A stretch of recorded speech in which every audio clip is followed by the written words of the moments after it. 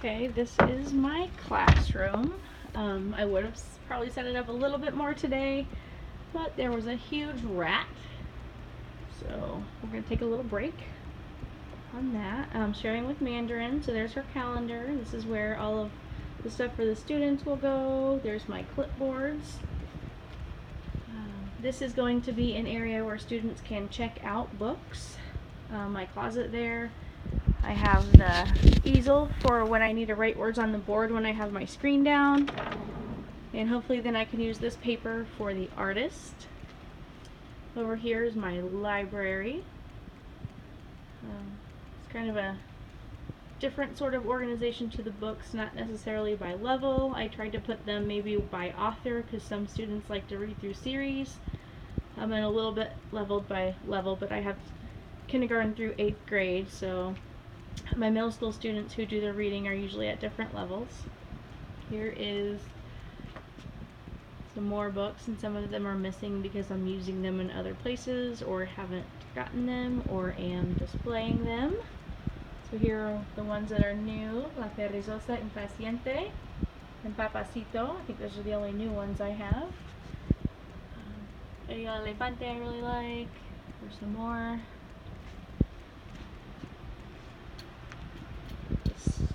Here I have hanging little like one-page readings that they can do. These are of varying levels as well, but they could just pick that up. It's laminated and stick it back in there. Different ones that they could get. Some free choice seating. I have some other seats still from last year that they can get out of the closet.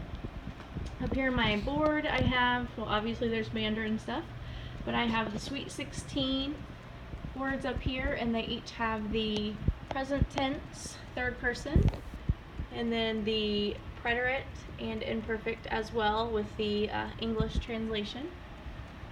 So they are up on top of my board. I moved my question words down below. They used to be up there, but most of my students know the question words pretty well, so I just put those down towards the bottom. My classroom is deskless, so they have different sections. This is Guatemala. That's from last year. It may change. We may do something mixing it with some Mandarin locations. This was Chile from last year. The rows are a little bit different because I'm missing some chairs. And this was España. Up here, these are words from Teach for June. They're just little words that you use throughout the year in your discussions and in your stories that the students may need to look at as a resource, or I may want to use those to point to. My calendar, the reason it's up here is because I do not like doing bulletin boards, and it's something I can keep up all year long. Yay me. These are my rules. I've used these for 2 years. Moving my chair here, sorry. That was the main important one. I think I am going to do some essential agreements or some community-based agreements, as well as at least keep that one, right? And even if I just say, hey, this is the expectation during this activity, which, you know, is all the activities, I can have that maybe in addition to our classroom agreements. Back here I have the composition notebooks, which is the only materials that my students have to have. So this was last year's 6th grade. They'll be moving up to 7th grade. They're going to keep the same one. This will be this year's 8th grade. They've had these notebooks since 6th grade, so it'll be nice to look at the end of the year and kind of go through them. But my students don't take notes or do homework or anything like that. So here was the beginning of 6th grade, what she could do. And these are just like retells or timed writings or quick writes that we've done throughout the year.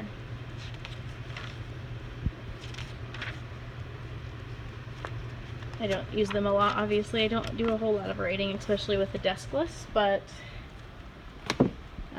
that'll be nice to see as it goes by.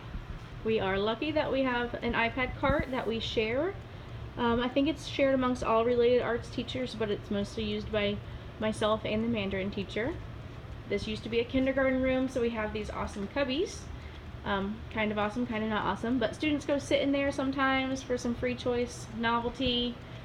This is where I have them put all their stuff when they come into class, so that they don't have it with them at their seats. Kindergarten classroom, we also have a bathroom and a sink, which is also nice. I don't make them use the bathroom, you know, right next to all their peers, but some of them do, and it's nice to have there if it's needed. This is a new addition from the Mandarin teacher, so it's storage obviously, but I think students could maybe sit on top of there as one of the other options for seating. I think I covered almost everything. One more thing that I have, and I used to have these in crates, but this year I'm using the file cabinet. If they do any paperwork, like worksheets or something like that, then I have their class in here and I'll just stick it in there. They can look at it at any time that they want, and then they can take that for student-led conferences at the end of the year.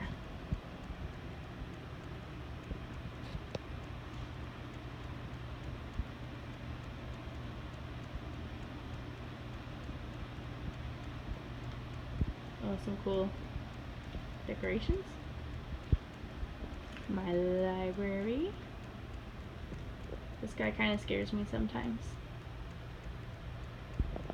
I love this quote. And my door decorations, and I have another one outside. I got this in Madrid, and it has my name on it, so that's pretty awesome.